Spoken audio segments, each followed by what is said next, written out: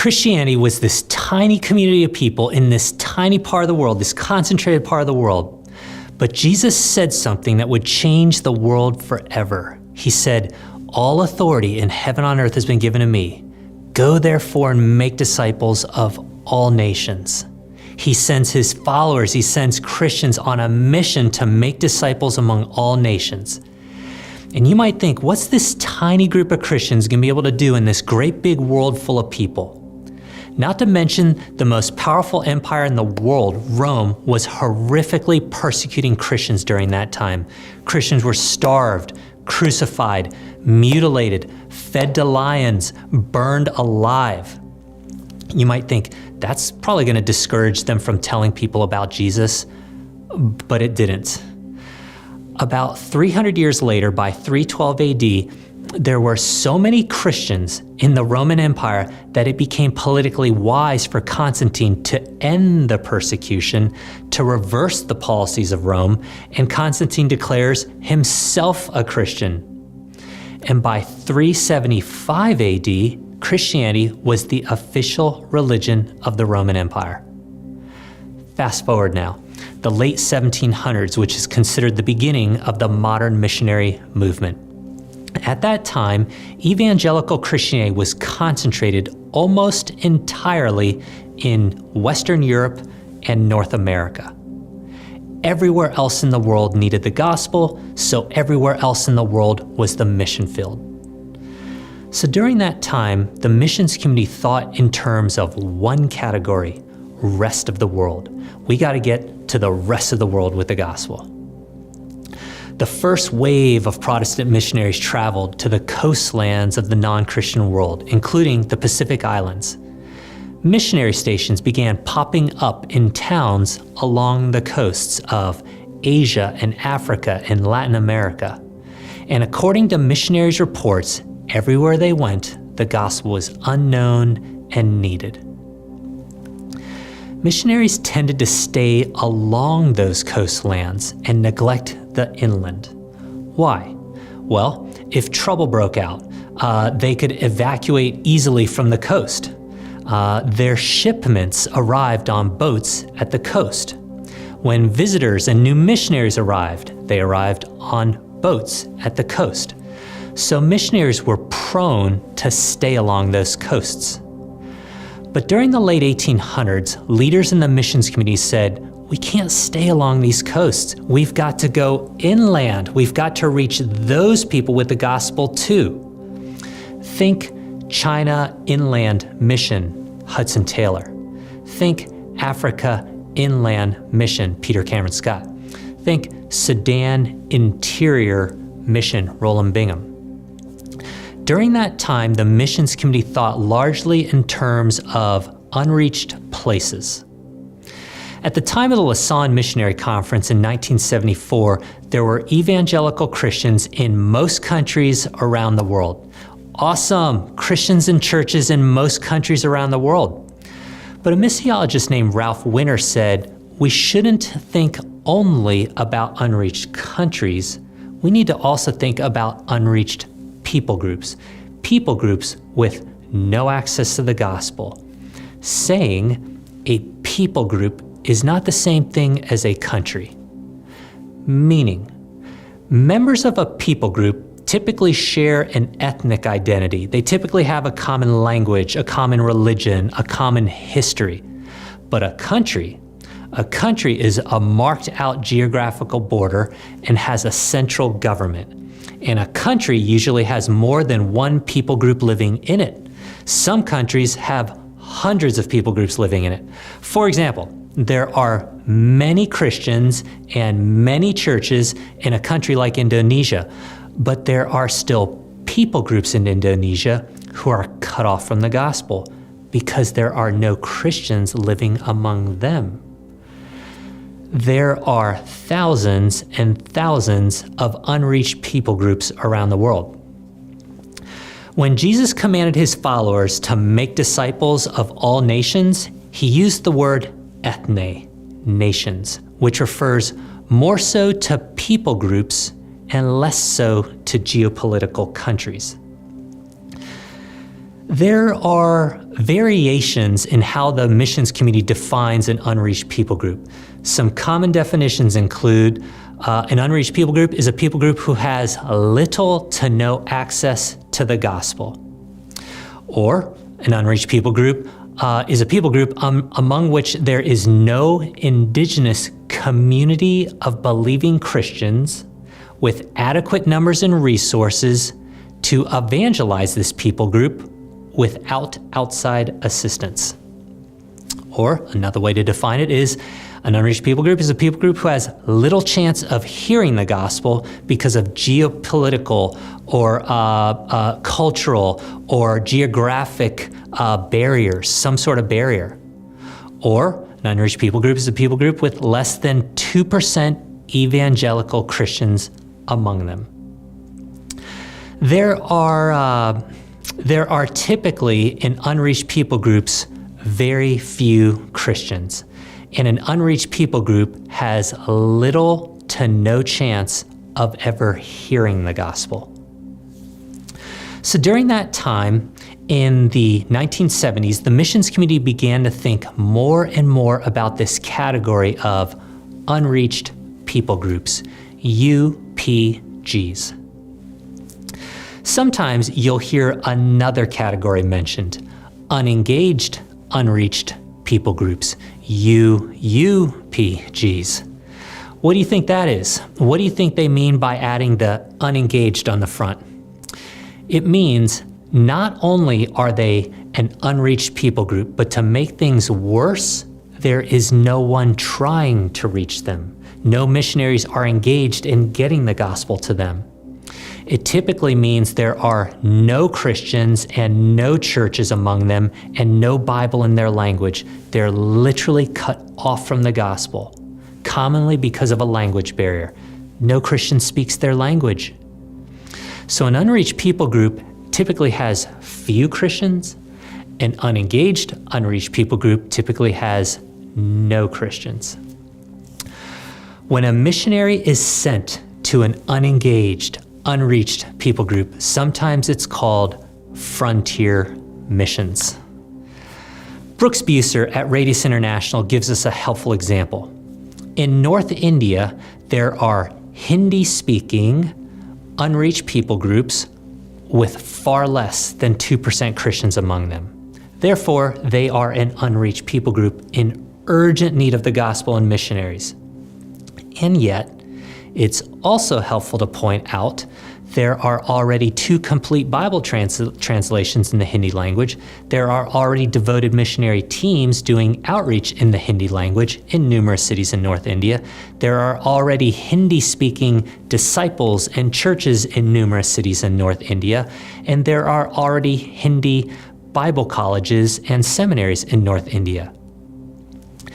It is a good thing that more missionaries are going to Hindi-speaking unreached people groups in North India. That is a good thing, thank God, and we want even more to go.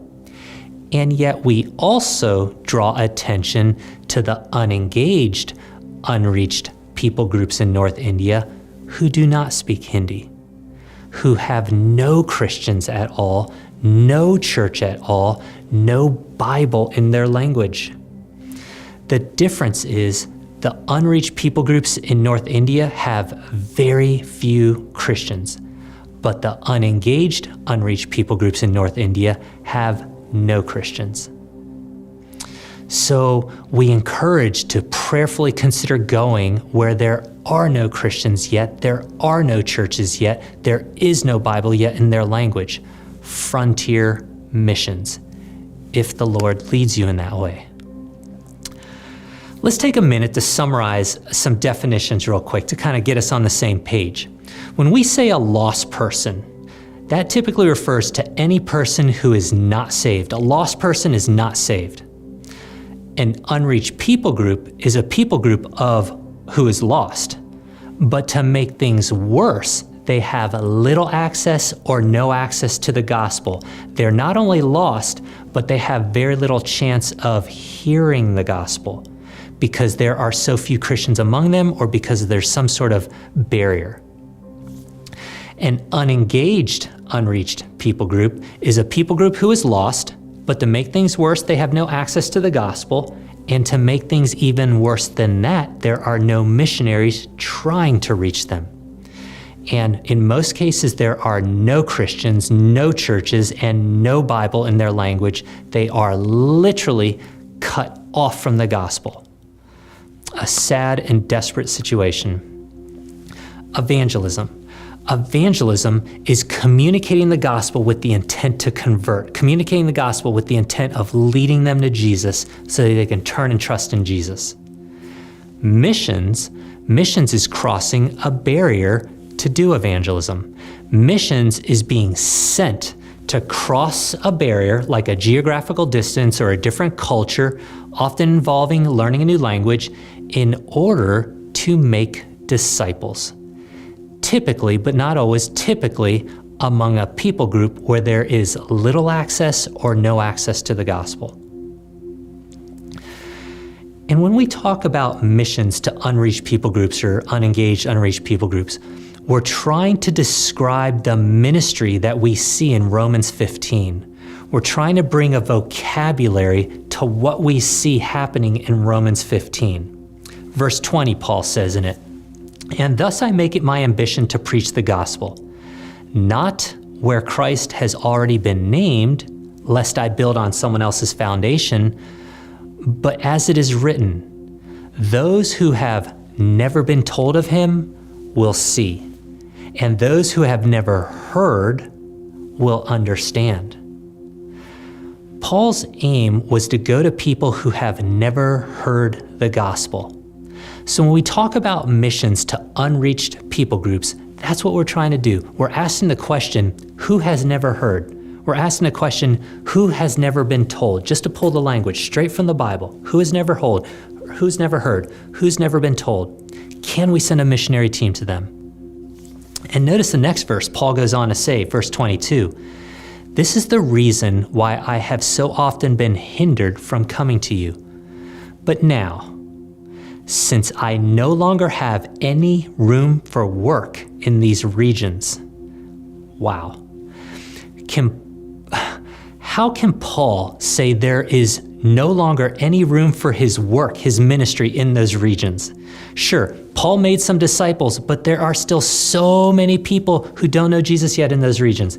There's still so much need for outreach and evangelism in those regions. How can Paul say there's no more room for his ministry there? Because there are now some disciples and some churches there. And it seems as if Paul was thinking he already made some disciples in those regions, who will make disciples, and the gospel has taken root and will continue to spread, and the churches will be multiplied in those regions. They now have access.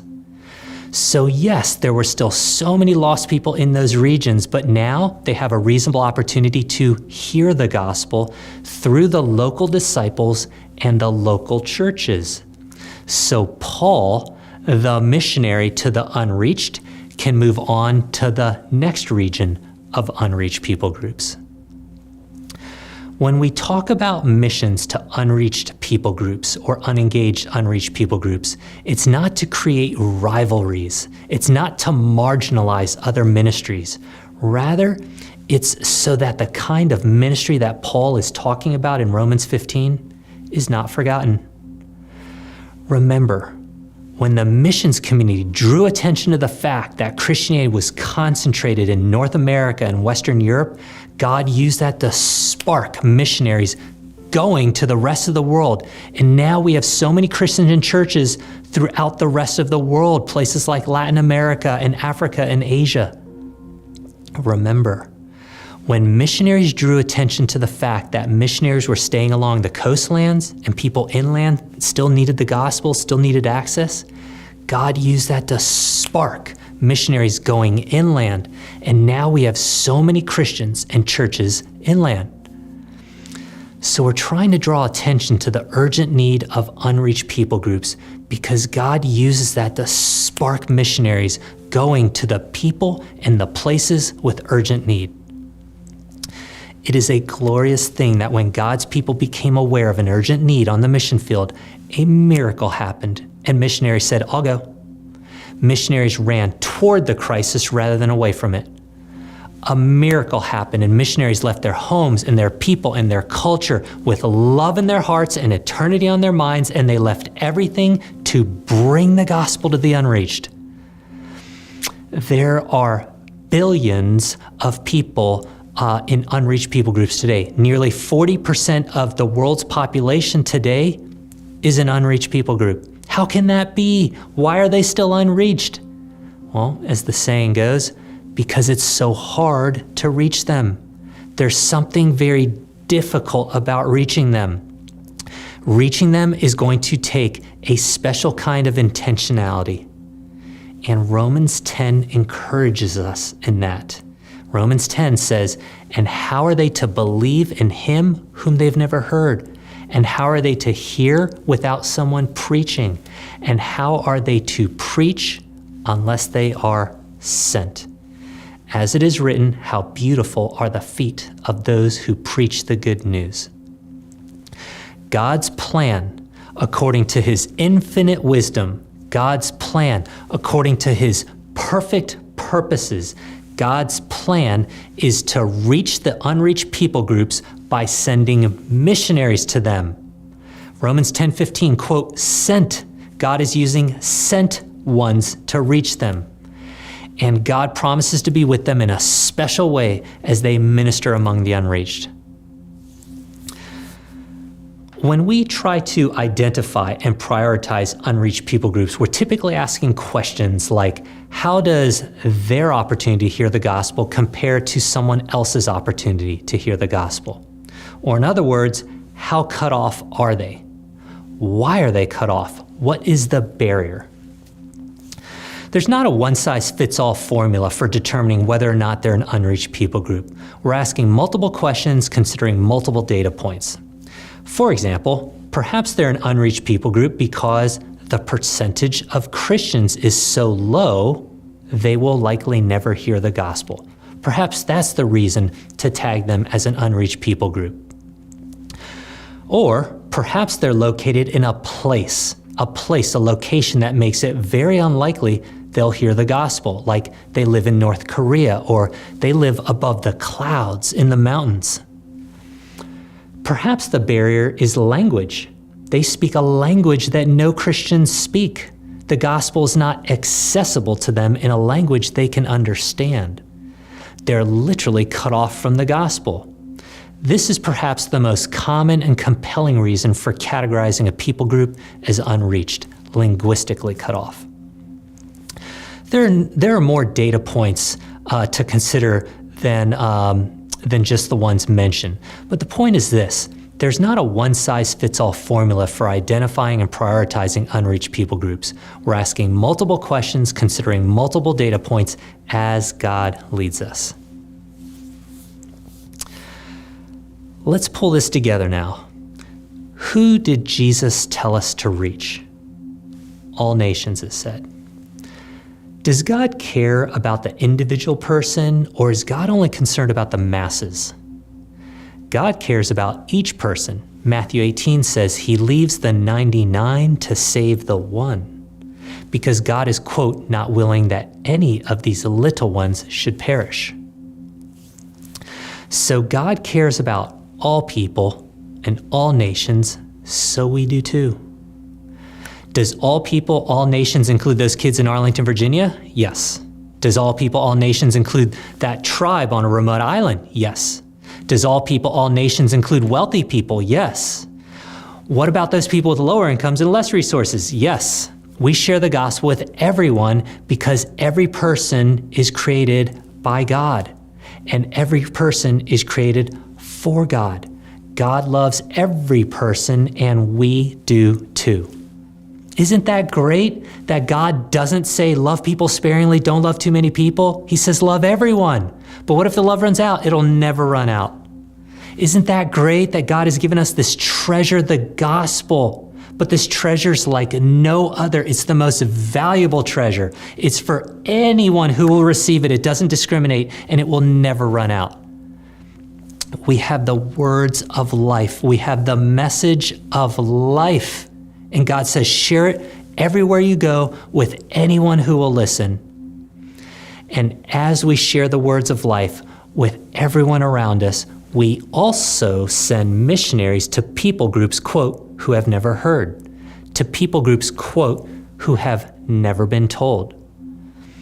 It is our joy, it is our honor, it is our passion to continuously and vigorously send missionaries to unreached people groups until they've all been reached and the Great Commission is finished.